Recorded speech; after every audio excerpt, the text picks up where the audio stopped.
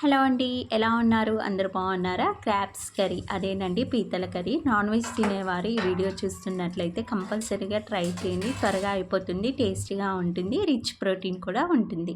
నేను మాత్రం ఇది సెకండ్ టైం టేస్ట్ చేయడం. ఫస్ట్ టైం మా చిన్న ఆడపడుచుతోటి తన దగ్గరే నేర్చుకున్నాను అనమాట. పీతలు మంచిగా కట్ చేసి 2-3 సార్లు కడిగి పక్కన పెట్టుకున్నాను. పుదీనా, కొత్తిమీర, ఉల్లిగడ్డలు కూడా ఎక్కువే కట్ చేసి పెట్టుకున్నానండి. అవన్నీ రెడీ చేసి పెట్టుకున్నాక ఆయిల్ వేసి ఆనియన్స్ కూడా వేసేసాను. అవి ఫ్రై అయ్యేలోపు ఒక 4 టమాటాలు ప్యూరీకి రెడీ చేసి పెట్టేసుకున్నాను.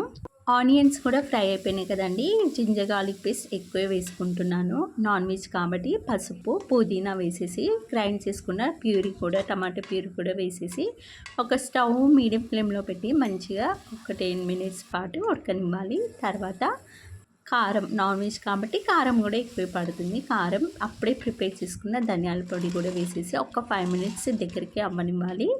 తర్వాత కడిగి పెట్టుకున్న క్రాబ్స్ కూడా వేసేసి మూత పెట్టి వాటర్ పోసి ఒక 10 మినిట్స్ ఆవిరి మీద ఉడకనివ్వాలండి.